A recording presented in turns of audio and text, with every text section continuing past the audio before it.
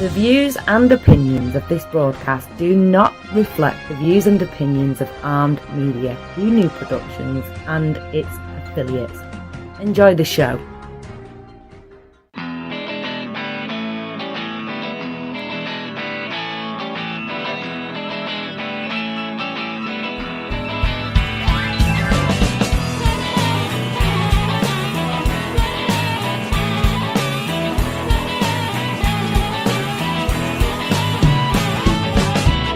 Teflon Pan Man. I'm the Teflon Pan Man. Ain't nothing gonna stick on me.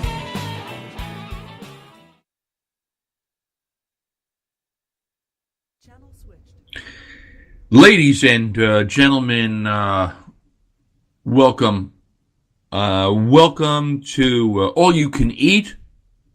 This is episode number 28. I'm proud to say that's 7 months of this. It's the podcast about deliciousness. And I'm your host, Rob Rosenthal, coming to you live, very live, from New York City, New York, today, the 26th day of September in the year 2018. Lovely day all around. Happy to be alive. Super glad to be here with those of you who tune in live. From anywhere in the world you might be. My friends up in Boston, hello. And a particular shout out tonight to my friend Mick Reed, talented writer, businessman, musician, who actually wrote the tune that you listened to on the introduction of the show, Teflon Pan Man. And he sent it over to me years ago, and he said, here you go, have this, it's yours, use it. And now it is literally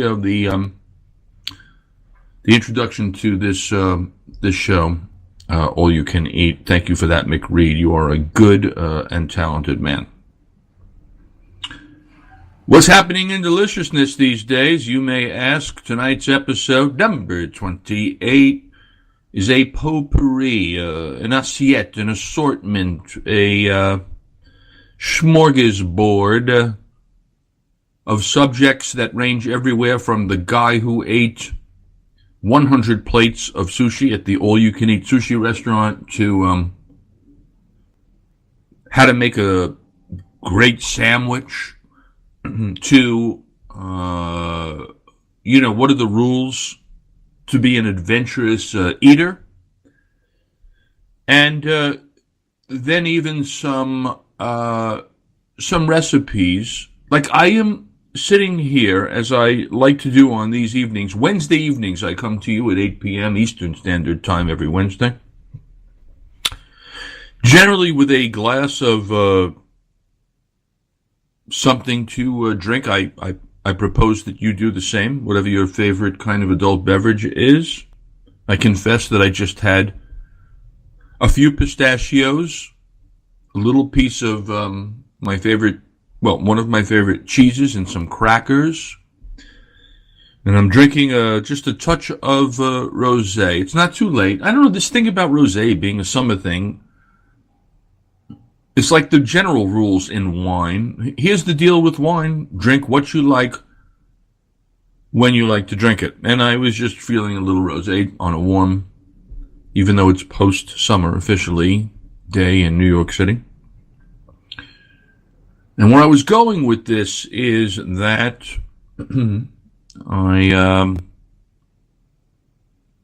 my fingers smell delicious. My fingers smell delicious because dinner is cooking while I am here chatting with you beautiful people.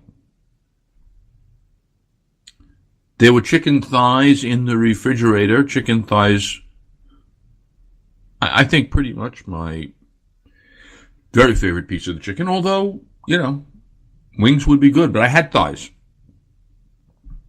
And I make, with some regularity, what I consider not only one of my favorite things to make, but the very dish that I would make if I had my own food truck,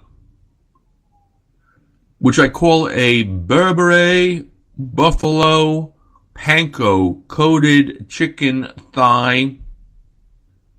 It's cooking right now in a one of those French pans on low heat with some onions, a little touch of jalapeno.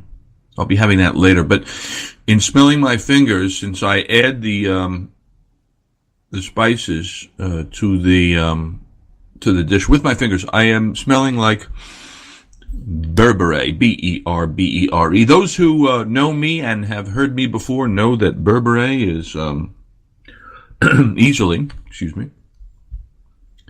one of my favorite spice blends in the world. It comes from Ethiopia. I was introduced to it by the great chef Marcus Samuelson. It's got a lot of flavor to it. Those flavors include a little bit of spice and 12 other things, and I love it. But anyway, yeah, I don't know why I was going there. It doesn't matter. That's what's going on right now. I guess because I was smelling my fingers and I'm thinking, you know what? Yeah, dinner's going to be good. Let's start off with an article written by Amanda Erickson on the 18th of September, 8 days ago, about an athlete whose name is Yaroslav Bobrowski. He's a German triathlete. And Amanda writes that German triathlete Yaroslav Bobrowski knows how to get his money's worth. I will point out to you that Mr. Bobrowski, I want you to get a picture of Bobrowski that I'm going to describe to you, is 5 feet 7 inches tall. Not really that tall. He weighs 174 pounds. Now, I don't know, you can put together 5'7" and 174, and you can do whatever you want to do. Here's what you need to know. He has less than 10% body fat, and he's a triathlete. So you understand the kind of guy we're looking at? 5'7", 174, German triathlete.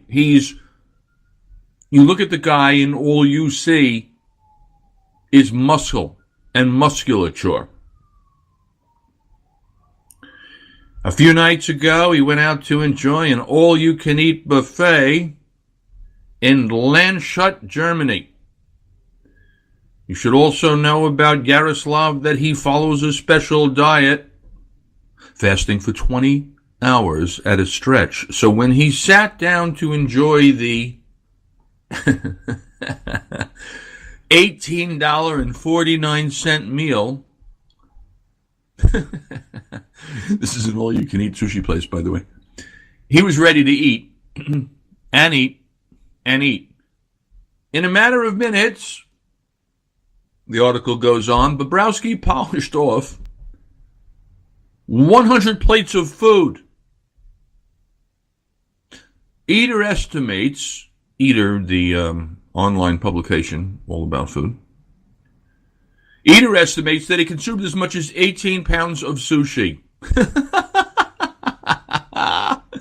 Or 4,000 calories worth. 18 pounds of sushi, that's pretty funny. Just think about that. The restaurant's owner said that Bobrowski's consumption was, and I quote, not normal. I suppose that's fair.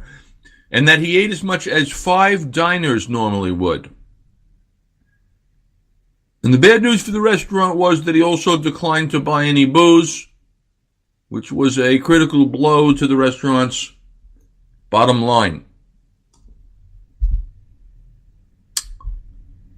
The owner says, and I quote, I myself am dead after 13 plates. But he always took 5 or 7 plates at a time.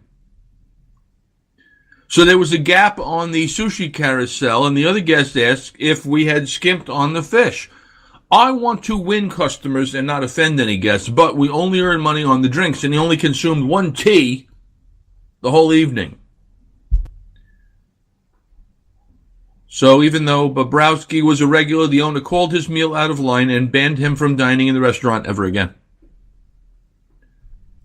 When I went to the checkout, Bobrowski says, I wanted a tip. But the waiter did not want to accept that. I'm banned from now on because I'm eating too much. I was stunned. Stunned! Bobrowski, 30, is a former bodybuilder and Ironman competitor. He works as a software engineer during the day. He has less than 10% body fat. His exploits have made him something of a celebrity in Germany, where he has been nicknamed Sushi Man. Sushi Man. Bobrowski said that he feels bad for inconveniencing the restaurant, and he has promised to do better when he enjoys the buffet at China City, a nearby restaurant. At the beginning, the owner has asked me to drink more, Bobrowski told the magazine. I totally understand. So there you have it, my friends.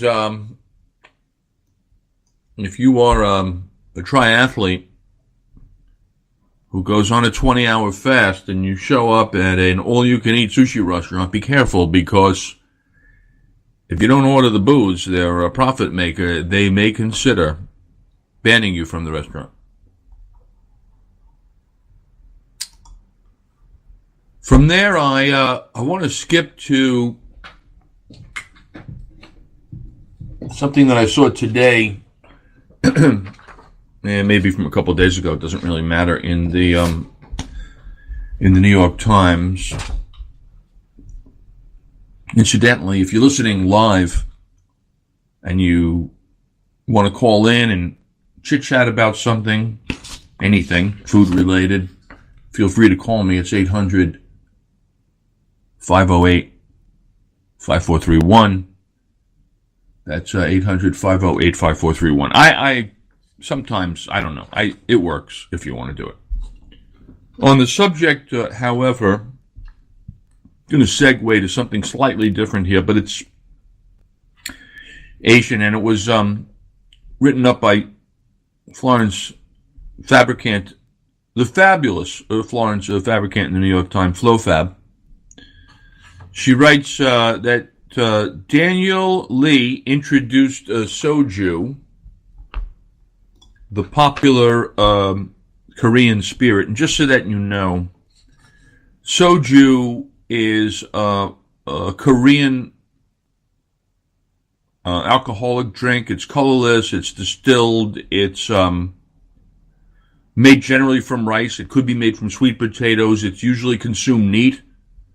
And the alcohol content ranges, it could be as low as 16.8, and sometimes it go as high as 53% of alcohol by volume. I love this stuff. I just like the way it tastes. I like, drinking it neat in one of those, in a little kind of cup. That's the thing about these kind of Asian beverages, whether you're talking about soju or whether you're talking about sake. Last week, remember, I interviewed a sake expert. There's something about drinking these things, and you go, rice, wine, how much, whatever, and you're drinking them out of these tiny little cups. So you don't really, I think people don't really consider the alcoholic content until such time. Let's put it this way. I once found myself being awakened by a knock at my door. It was about 2:30 in the morning, and I was laying half naked on the floor in my apartment at the time, and music was blaring. That's why there was knocking at the door, because I was keeping my neighbors up at 2:30 from blaring music. I had had a lot of sake, and it's the same thing with soju. It's lovely, and I love Korean food, and I love having soju with it, but it's it's like anything else. You have to kind of be. It presents itself as innocent, and then next thing you know, you're laying naked on the floor at 2:30 in the morning, and the neighbor's banging on your door. Anyway, that's a long way around. That guy, a chef by the name of Daniel Lee, introduced soju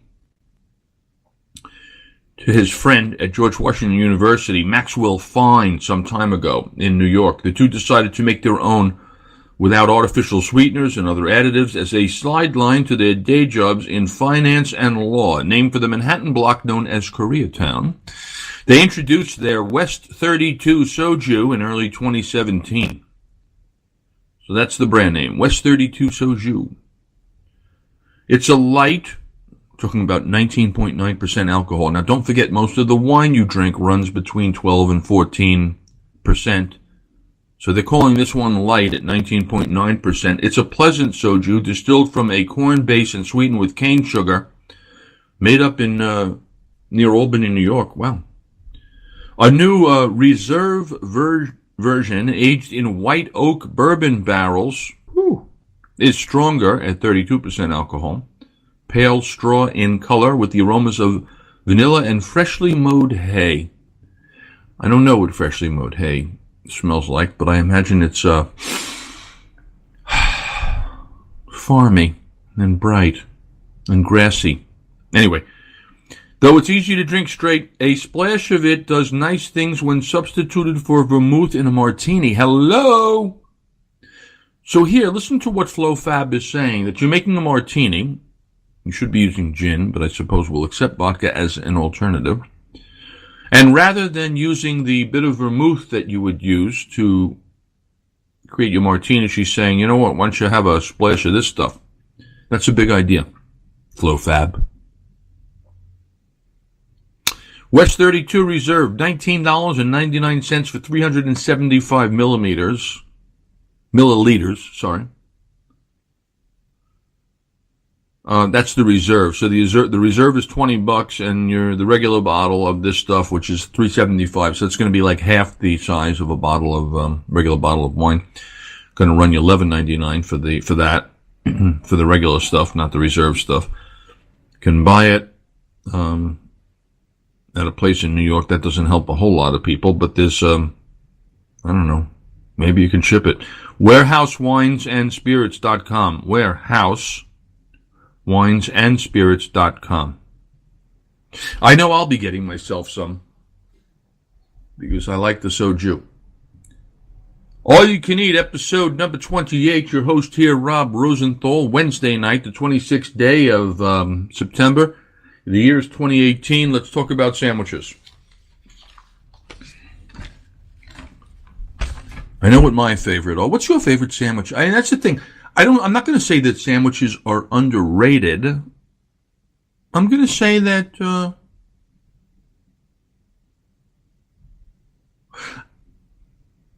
this should be like an award for sandwiches, because sandwiches are just amazing. Off the top, I haven't really planned it out. Let's see. Turkey fine, ham and cheese fine. If you're from my part of the world, the bacon, egg and cheese is a big deal. You get it at a lot of diners or bodegas around town. Some fried egg, a little bit of bacon, some cheese on one of those squishy rolls. That's always good. Sandwiches, heroes, as an example. Your chicken parmesan, that's a beauty. I don't consider either hot dogs, even though they come on a bun. It's meat wrapped inside two kind of things of bread. I don't know. I don't consider either a hot dog or a hamburger sandwich. They're their own category. Sandwiches, up on the Northeast, a lobster roll can be a thing of beauty. You go down to Florida, you can have a Cuban sandwich with some roast pork, some ham, some cheese, and a pressed roll with pickle. A good sandwich right there. You go to New Orleans, what are you going to have in New Orleans? You're going to have a po' boy. Could have fried shrimp on it. Could have anything on it. You do those oysters. Fried oysters is good over there. What else? Oh, they got the muffaletta down there. You got all different kinds of meats and cheese and an olive spread inside a great piece of bread. You got onto the West Coast, I suppose, or here in the East, but I've had great banh mi sandwiches. Man, I love those. That's the Vietnamese sandwich with a Vietnamese and like a Vietnamese French hybrid, because they're using crusty French bread, and then you put on it some pork and some pate and some crunchy kind of radishy and some cilantro. I mean, that's good, right? I think one of the best sandwiches I've ever had, I had in at like a street fair in in Italy. I think it was in Umbria, and they were like roasting, porchetta on a spit. And I went to one place and grabbed the porchetta, sliced hot off the spit, crackling skin, redolent of garlic and rosemary, and went to another place and got a fresh loaf of bread. Simple, right? Made my own. Great. Love that sandwich. What are the other great sandwiches? There are so many. The Reuben. Woo! Pastrami. Some cheese, some Swiss cheese, rye bread, Russian dressing. It's a beauty. What are the other great sandwiches that I'm kind of forgetting? Oh, there are so many. Oh, if you think about French sandwiches, and you have the croque monsieur, it's kind of like a, like a melted kind of ham and cheese sandwich on what is essentially a piece of French toast. Oh, that's a good sandwich. Here in my town, I got to say, having had all of the sandwiches, the aforementioned sandwiches, and more, and I know I'm missing some obvious ones, and I've said this before, so it's not a surprise. I'm like my go-to, my like desert island kind of sandwich is your smoked whitefish salad, and it's on a kind of a chewy, fresh, hot New York bagel. Love that thing. Anyway, I bring it up because today's New York Post, Hannah Sparks writes about sandwiches in an article entitled "That's Some Sandwich." She says that suffering from ham and cheese ennui, oh fancy, bust out of brown bag boredom with help from New York City's top sandwich pros. All of our sandwiches share common elements, said Alicia Guevara, who's chef and partner at Gourmet Brooklyn Deli, Neckelberg's. She breaks it down thusly: a sturdy bread base, oftentimes toasted to ward off sogginess, which, again, you don't have to toast bread. You only do that if you fear that the bread that you're using won't hold up to the ingredients that it contains. A high-quality star ingredient, she says, that's part 2. Something creamy, that's 3. A little crunch, 4. And a flavor bomb or 2. I like that approach. She's basically saying there are 5 elements to a great sandwich. Here, she and a few of her sandwich stacking compatriots showed that no-fail formula in action. Their creations are built to last for a few hours, so eat them at desk or give them a spin in your kid's lunchbox. So let's see what the sandwich experts propose. It looks good, by the way. If you go online, you're going to the New York Post. Publication date is today. The article is entitled "That's Some Sandwich," S-U-M sandwich. So the first one is a Italian hoagie remix. And again, for Guevara, a good sandwich comes down to finding interesting ingredients. Although mortadella and speck sound more highbrow than the usual boarheads fare, and they really are pedestrian cured meats. Adding that the brand Danielle sells them in single packs at 7-Eleven, and another item on her grocery list is QP mayo. That's a Japanese mayo that people just love. It's a little bit sweet. Savory Japanese mayonnaise, which she says is also creamier than the regular kind. It's also available in many markets and international aisles. So, her base is a toasty crusted Italian bread. That's easy. And again, I'm not sure why you have to toast it, but fine, if that's your thing. Her main meat is mortadella, smoky speck, and mozzarella. Okay, fine. Her schmear is that QP mayo we talked about, that Japanese savory mayo. Her crunch comes from shredded iceberg lettuce, and if you want a little extra ding, she suggests you toss in a white wine vinegar. And then her flavor bomb, and I love this, by the way. I love the idea that you can always add kind of another ingredient to your sandwich making that's kind of unexpected, but it's like a whoa! Oh, actually, I wasn't expecting that. Well, that is unexpected, is it not?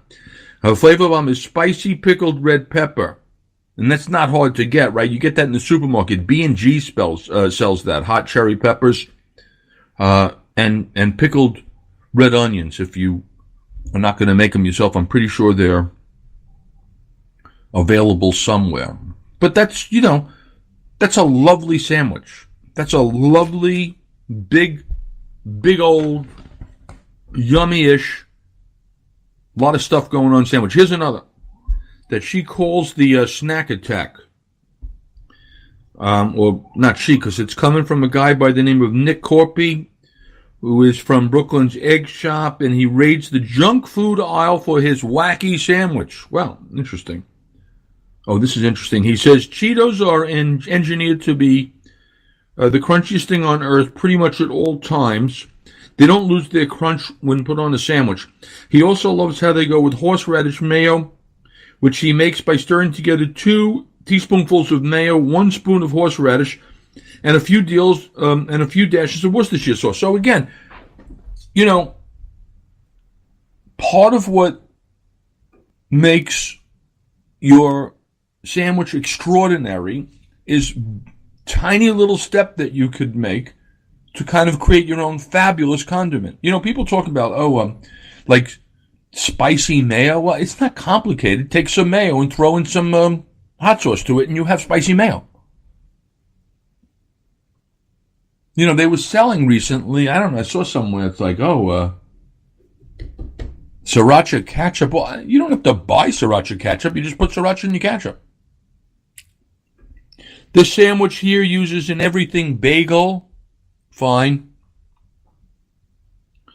His main meat is not a meat. It's roasted beets. They come out of a can. Fine. His schmear is horseradish mayo, which again, you could make yourself or buy. His crunch is coming from crushed Cheetos. You can buy that. This is a total junk food sandwich, and it's fantastic looking. And his flavor bomb is coming from sharp cheddar cheese. So here's a sandwich, by the way, that would be good for vegetarians, not for people who have kind of a gluten issue, because it's on an everything bagel. But these days, I'm pretty sure you can get a gluten-free everything bagel, can't you? It's coming from canned roasted beets with horseradish mayo, crushed Cheetos, and sharp cheddar. I would eat that. I bet that's good. Here's a sandwich called BL, no T, BL meaning bacon lettuce. No offense to the humble BLT, but Jordan Andino, co-owner of Manhattan's Filipino-Mexican chain Flip CG, thinks you can do better. Candied bacon is the easiest thing in the entire world to make, he says. Place strips of bacon on a foil-lined baking sheet and sprinkle them with a sweetener, such as brown sugar. Then bake them at 350 for 12 to 15 minutes. I know he's right. I've done this. Get the best bacon you can. Sprinkle it with nothing more than brown sugar. Your alternative could be maple syrup. It doesn't matter. Put them in the oven, like he says. It's 350. It's whatever, 10, 15 minutes. And next thing you know, you have candied bacon. His bread is sourdough. His base is 3 slices of candied bacon. His schmear is a roasted garlic aioli. Now you can make your own. You don't want to. You can buy Kraft's. Kraft makes a roasted garlic aioli. His crunch is coming from nothing more than bib lettuce. And his flavor bomb, Boursin cheese, which is a soft kind of herby cheese. Sourdough, candied bacon, roasted garlic, schmear, roasted garlic aioli, lettuce, Boursin. That sandwich is going to be good. Just will. There's not a thing on there. I would have all of these. Finally, the turkey and cheese 2.0. Quality Eat chef and partner Craig Koketsu likes to butter the inner side of sandwich bread to protect it from the meal's wetter components. A technique he borrowed from traditional tea sandwiches. For extra credit, he recommends grilling your bread on its buttered sides in a pan until it's golden brown. Finally, to pump up the flavor, he suggests a DIY gorgonzola aioli, which you can make by stirring. It's so easy. 2 spoonfuls of cheese with 1 spoonful of mayo. Hello? You know what? My reaction is because I'm still upset that people don't cook anymore. All right, fine. Make a sandwich. In this case, it's a piece of rye bread as your base. Your main is turkey. Pick up some sliced turkey from somewhere at the deli, at the supermarket, wherever you get your sliced turkey. Your schmear is gorgonzola aioli, and you're going, oh my God, that sounds complicated. No, it's a little bit of gorgonzola and a little bit of mayo. You can do it. Your crunch is coming from pickled red onions. You can buy those. You don't have to pickle your own. And candied pecans. You can buy those too. Wow, that's some serious crunch. And his flavor bomb is interesting. Lingonberry or cranberry jam. So you've gone from turkey and cheese, which you eat every day, to this thing, which is just loaded with excitement. From the gorgonzola aioli, the pickled red onions, the candied pecans, and the lingonberry or cranberry jam. I would have that. Seriously, I've seen all these sandwiches. That's the one I want right now. That is a gorgeous sandwich. We move on, my friends, to another subject. People who know me know that I'm the Costco ho. I'm there a lot. Generally weekly. Always happy.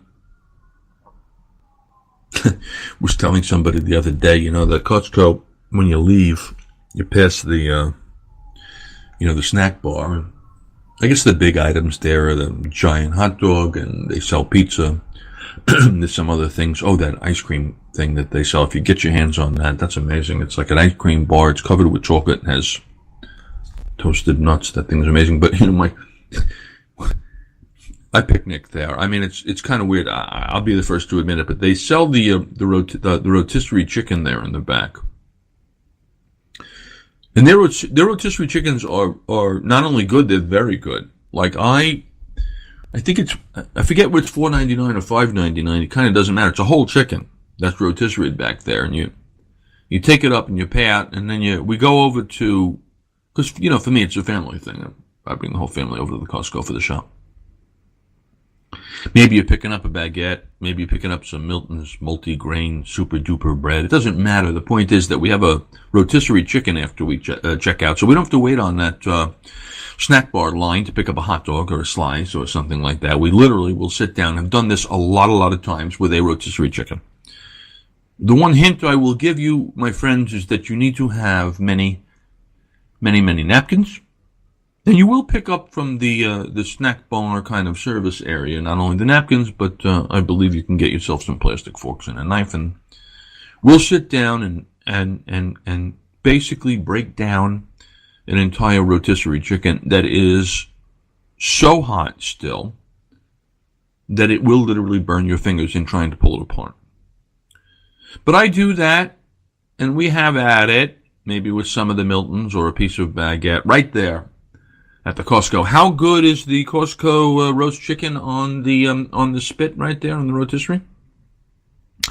Brought one home once, and on the way home passed by the rotisserie or the chicken restaurant of a very very famous chef, so much so that I actually mentioned him earlier in this episode. Anyway, we picked up a $20 chicken from the local restaurant. I did, and did a blind taste test of that chicken for $20 versus the Costco $4.99 chicken. 2 out of 3 selected the Costco chicken. I mentioned that because I am about to now talk to you about what chefs buy at Trader Joe's. An article from Food and Wine magazine.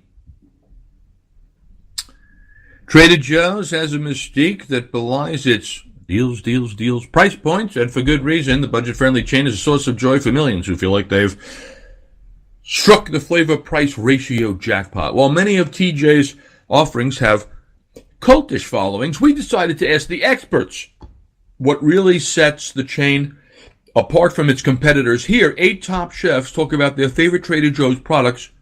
Bookmark now and thank us later. So if you want to see this, it's what chefs buy at Trader Joe's on Food and Wine. Chef Sam Talbot, his restaurant is called Pretty Southern, or it was anyway. TJ says, I like buffalo jerky. It's the best tasting around. Not many places have buffalo. It's lean and a great protein pick-me-up. He also likes almond milk, says it's a staple in the kitchen, a great product for a great price, perfect for making chia breakfast pudding. Well, there's something I'll never make, but okay. So, buffalo jerky, almond milk. Chef Angie Marr from the Beatrice Inn. I love their Spanish extra virgin olive oil. Great value for the money. Buy it whenever I'm stocking up for home. And for a sweet treat, I am obsessed with the Australian soft chew licorice, a quick snack to have on hand in the kitchen. Well, I tell you, I agree with her. First of all, if you can get Spanish extra virgin olive oil at a good price, go ahead and always grab that. You will use it. And that Australian soft licorice is actually that's a thing of beauty. Love that. Chef Stephen Satterfield. I have to admit that I love the healthy snacks aisle at Trader Joe's. All of their different trail mixes and such, it's kind of overwhelming how many they have. I'm not really into junk food, so I lean towards granola trail mix, whole grain crackers, almond butter, etc. You can also get almond butter, by the way, organic almond butter at the Costco. I don't know for sure, but I do believe it is healthier than peanut butter. In any case. Chef Dakota Weiss. There are 2 items I love from Trader Joe's. The coconut sticks they sell. They have such a great texture. She says, I know they're loaded with sugar, but who cares? It's a fruit. I also really love the frozen pizza they make with mushrooms and truffles. It has a really thin crust, and the truffle flavor just explodes in your mouth and makes me crazy happy. I like hearing that. I like hearing professional chefs reheating or heating up a frozen pizza, reinforcing the idea that there's no such thing as a bad pizza.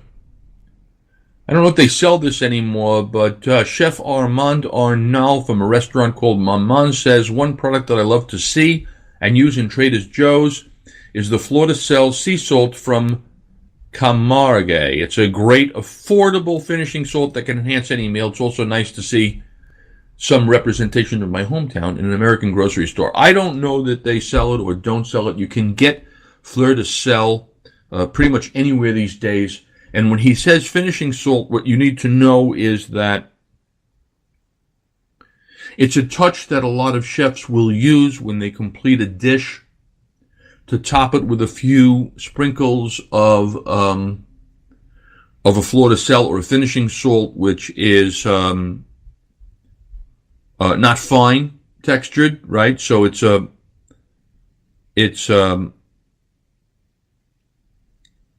what do they call it there? It's a bigger kernels, I guess you will, of salt, crunchy and a great thing. Like, for example, you're making a tomato mozzarella, let's say basil type salad, olive oil, and you just hit it up at the end with a nice crunchy Fleur-de-Sel. Lovely. Matt and Emily Highland from the great Emmy and Emmy Squared in Brooklyn. We like snack food from Trader Joe's. Matt loves their wasabi peas. Me too. Matt's mom always has a jar of their salsa in her cabinet, and it does the trick with chips when we are catching up with her for a visit. Well, there you go. How you like that?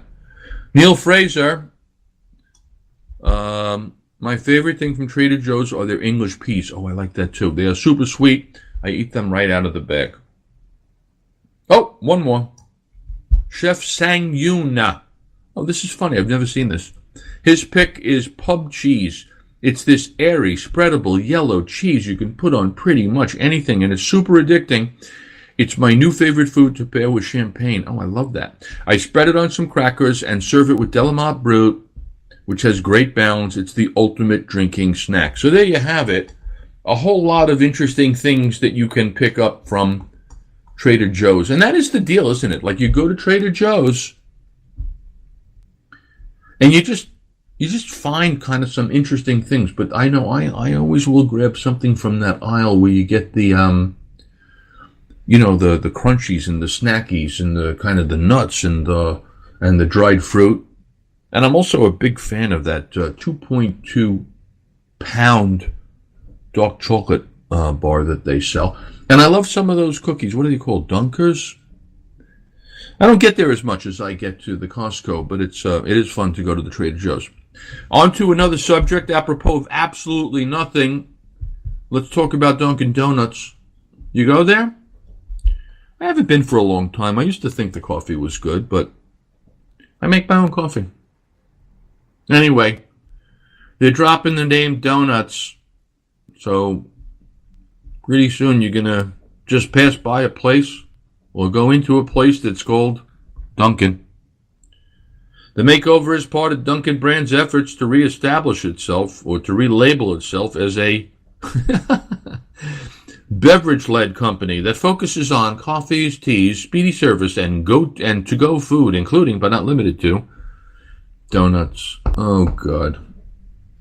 They got a lot of units. There must be 70, I don't know, thousands and thousands of these things around the world. I had a meeting at Dunkin' Donuts headquarters many, many years ago. It was the early 2000s. I was in the advertising business and went to, I guess, pitch their business. And our pitch was simple. We told them to really, really, really concentrate. It's like 2003 or 4 or whatever. And I remember it. Here's what I remember. We told them at the time to really super focus on the coffee. Make it about the coffee.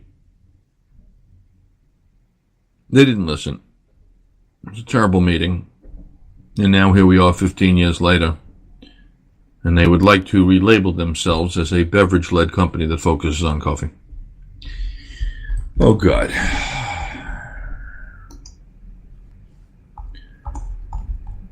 I'll take you now to a different, completely different subject that I can certainly identify with. It's called the 10 Commandments of Adventurous Eating. And it is an article on Serious Eats website written by a guy named Joe DiStefano from Queens, New York. Joe, by the way, I've interviewed right here on this very All You Can Eat podcast, probably around episode 3. They call him the man who ate Queens. He's a super expert on the ethnic cuisine in Queens, which may be the most diverse restaurant city in the world. If not the world, certainly in the United States of America. I've said it before. There's over 100 languages spoken in Queens, and there's about that many different ethnic foods. Joe is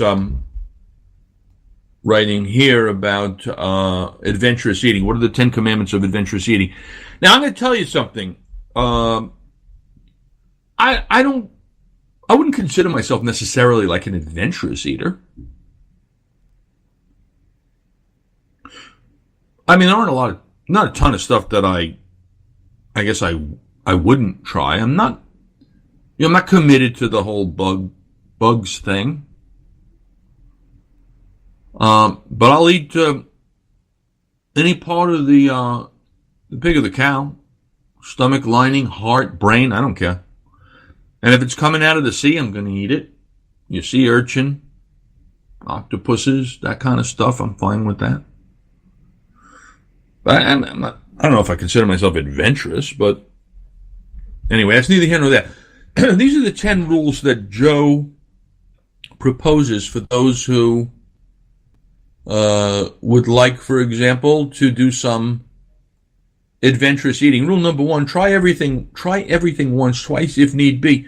An adventurous eater doesn't practice culinary contempt before investigation. I have no need to try home-style fermented squid guts ever again. Oh, God. But I'm still glad I did once.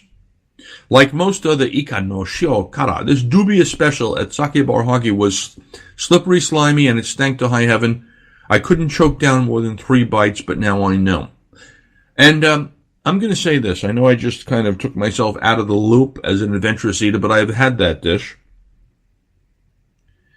Fermented squid guts. I didn't order it. My friend Adam did. Because he thought, I don't know. And it was exactly as Joe describes. It was repulsive. I know that there are people that eat it and they probably like it. I'm not one of those people. Joe goes on to report here about balut, the infamous Filipino fertilized duck egg. Has a reputation for being one of the nastiest things around, but it was only by trying it that I learned its bad rep is undeserved. Yes, there's teeny tiny gnarly looking duck fetus in there, but it sits atop the richest, creamiest hard-boiled egg ever. Best of all, there's a tablespoon of amniotic duck soup to slurp down as a bonus. And he tells you where to get it in Queens. The law number 2 of culinary equilibrium. That is to say, don't be discouraged. There's inherent risk in trying new things, but it's best to believe in food karma. If you eat a bad taco, a substandard dosa, or a poultry pupusa, don't get disillusioned immediately. Within 2 days at most, cancel out the offending food stuff by eating a superb one. Just the other week, I had a soggy disappointment of a dosa in Jackson Heights. The very next day, I was in the basement of the Ganesh Temple, restoring order to my culinary universe by tucking into a crispy, buttery ghee toast. So, my friends, culinary equilibrium. You may have something that's not great. You're going to have something that is amazing. Look to the bakeries. Number 3, sure, they sell bread, cakes, and cookies, but bakeries in ethnic enclaves often double as miniature restaurants. One such joint is the Broadway Bakery in Jackson Heights, where 2 ladies from Lima, Marlene and Rocio, prepare Peruvian specialties like ceviche de pescado, which is, of course, a raw fish marinated in onion and lime juice and peppers, and chicharrón con camote. Chicharrón is usually the crispy kind of pork fat. A breakfast sandwich of sweet potato and fatty pork. In Rico Park, Rokat Kosher Bakery sells Uzbek bread, meat pies, and wonderful plav, which is kind of rice pilaf. So there you go. Look to the bakery. Sometimes you will find more than just cookie and cake. Number 4, fear not the street eats. Whether you're in Bangkok or on the bustling streets of Jackson Heights, Hawker Fare is ground zero for culinary explorers. Street food is often better than its restaurant counterparts because its practitioners are specialists whose bottom line is tied to doing just a few things very, very well. Just as Tortas Neza, a Corona truck that makes some of the city's greatest carnitas, or Baul Dada Jal Muri shop, where a distinguished Bangladeshi gent will shake up a batch of the spicy, crunchy puff wheat chaat known as jalmuri right behind your eyes. Number 5, go off the menu. The so-called secret menu at Chinese restaurants is slowly becoming a thing of the past. Real secret menus these days aren't printed. The other day, the cook at a place called Crazy Crab 888, a seafood boil and Burmese joint, whipped me up an off-menu Burmese classic. A spicy, hearty chicken soup enriched with coconut milk and curry leaves, nice, and bobbing with fried tofu and fish cake. Just ask if the kitchen is making something special that day and sound excited to try anything. Right? Number 6, always try the house-made hot sauce. A restaurant's hot sauce recipe is a delicious window into a kitchen's skill and the cuisine they practice. I'm a huge fan of the citrusy chili paste at Great New York Noodle Town. For one, close to my home base, I like the little jars of cooked down onions and chilies shot through with Sichuan peppercorn that grace the tables of Elmhurst Himalaya Kitchen. So ask them if they do some homemade hot sauce. Number 7, be selective at dim sum. This is interesting because you can get dim sum now in a whole lot of cities in this country when they wheel around the carts of various little plates that you choose as they go. Joe says, I don't know if this has to do with my dim sum companions, but often cart pushers converge on my table with an attitude of, hey, look, I'll bet they'll eat anything we bring them. There's a lot of frantic, you try. Here's the deal with dim sum, says Joe. Set the pace at the beginning of your meal and be selective. If you load up on the shumai, hargu, and pork buns on your first go-round, you might be too full when the truly amazing stuff comes out. Very good point, Joe. Try to speak the language. Learn to say please, thank you, and delicious in several languages. A small courtesy that goes a long way while you're at it. You should probably know how to order spicy food as well. Number 9, don't take no for an answer. Thanks to legion of fellow food adventurers, most servers do not bat an eye when folks order the weird stuff. But if you're told it's stinky and you won't like it, insist that you do. Ready to up your game when it comes to delicious odiferosity. Oh, nice one. Nothing beats the tsak sha churul, Tibetan beef and cheese soup at a place called Fayul. It smells like a warm bowl of taleggio fondue. And number 10, finally, accept that you'll never eat it all. You will never have the full compass of any Chinatown or anywhere else for that matter, ever. Don't believe definitive guides to food neighborhoods from publications prestigious or suspect. I like to call this rule Vito's Law, named after my old man who taught me that Chinatown is always in a delicious state of flux. So there you have it, my friends. 10 pieces of advice on how to become an adventurous eater. I'm trying to think, brains. I've had pancreas. I like the chicken hearts, the stomach lining. I've been eating a lot of that tripe at the Szechuan places. I love it a lot. And yeah, you can always give me sea urchin and octopus. What else is interesting? I suppose, testicles. Those are fine. I guess I just really haven't kind of gotten into the, the bugs, which are big, the insects, that kind of thing. Let's see, where are we here? Let's see what's next on the list here. Dunkin' Donuts we talked about.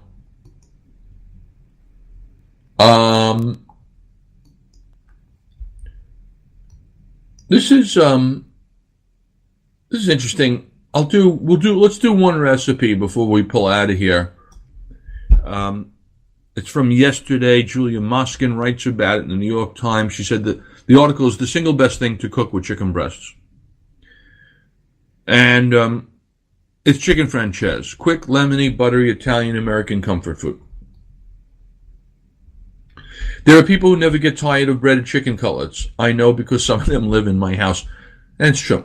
For the rest of us, finding a higher purpose for boneless, skinless chicken breasts is a lifelong mission. Their virtues are well known. They're quick cooking, high protein, crowd pleasing, low fat, as are their drawbacks. Dry, tough, tasteless. A really well-seasoned, crunchy chicken cutlet is a fine thing to eat, but many other cooking methods, marinated, grilling, searing, poaching, only take the cut from bad to worse.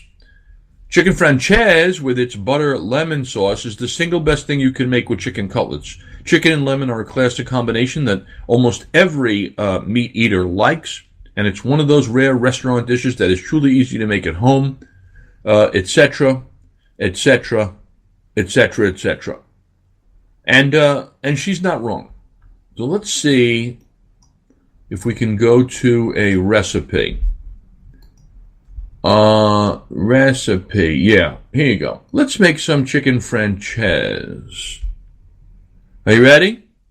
Here are the things you're going to need: 4 skinless, boneless chicken breasts, 1.5 pounds, because I guess you're going to be feeding 4 people. Flour, because you're going to dredge your chicken breasts in it. Kosher salt and freshly ground pepper, because you're going to need that to season both the flour as well as the chicken. You're going to need 4 large eggs, a little bit of water. I know they're going to go together at some point because we're going to dip that floured chicken breast in that egg mix. And then you're going to need some extra virgin olive oil, 1/4 cup, a half a lemon with rind, cut into thin rounds. Let's get some half a cup of white wine. Choose what you like. Pinot Grigio is good. A cup of chicken broth. A half a lemon that's juiced. 2 tablespoons of unsalted butter and some flat leaf parsley. There's only 3 steps to this. Are you ready, my friends? Put the chicken breasts side by side on a cutting board. Lay a piece of plastic wrap over them. Pound the chicken breasts with a flat meat mallet until they're about 1/4 inch thick. You don't have a meat mallet? Use a heavy bottom pan. Pound them thin. Put some flour in a shallow platter and season with a fair amount of salt and pepper. Mix it with a fork to distribute evenly in a wide bowl. Beat the eggs with your 3 tablespoons of water to make an egg wash. Heat the oil over medium-high flame in a large skillet, right? Kind of knew all that was coming. That's step 1. You're pounding out some chicken breasts. You hit them with the flour. You move them into your egg thing, your egg mix. 2, you heat some oil. 2, dredge both sides of the chicken cutlet in the seasoned flour. Dip them in the egg wash to coat completely, letting the excess drip off. When the oil is nice and hot, add the cutlets and fry for 2 minutes on each side until it's golden, turning once. Remove the chicken cutlets to a large platter in a single layer to keep them warm. Toss the lemon slices into the pan and cook them for a minute or 2 until it's fragrant. Add the wine, add the broth, add the lemon juice. Simmer it for 5 minutes to reduce the sauce slightly. Roll the butter in some flour and add it to the skillet. That'll thicken the sauce. Stir to incorporate and dissolve the flour. Reduce the heat to medium-low. And return the chicken to the pan. Put the lemon slices on top of the chicken. Simmer gently for 2 minutes to heat the chicken through. Season with salt and pepper, like a finishing salt. Garnish with chopped parsley before serving. There you have a lovely, a little bit crunchy from the breading that you fried them in, lemony, a little bit of wine, a little bit of butter. I don't think she's wrong. I think this is a great way to make chicken breasts. I know my people would be happy with those. I would do the same thing with thighs, by the way. You may just have to cook them a little bit longer. Well, that's our time, my friends, as they like to say in the comedy business. What I'm going to tell you right now is that I hope you cook periodically. Chicken francaise, make yourself a sandwich. Whatever it may be, it's not hard, and I find it kind of fun. In fact, I'm going into the kitchen momentarily to retrieve my Burberry Buffalo panko-coated chicken thighs with onion and jalapeno. Excited about that. Happy to be with you again for All You Can Eat. I'll be back next Wednesday at 8 p.m. Eastern. Remember, my friends, life is short, so never waste a meal. Signing off, this is your man, Rob Rosenthal. Thank you. I'm the Teflon Pan Man. I'm the Teflon Pan Man. Ain't nothing gonna stick on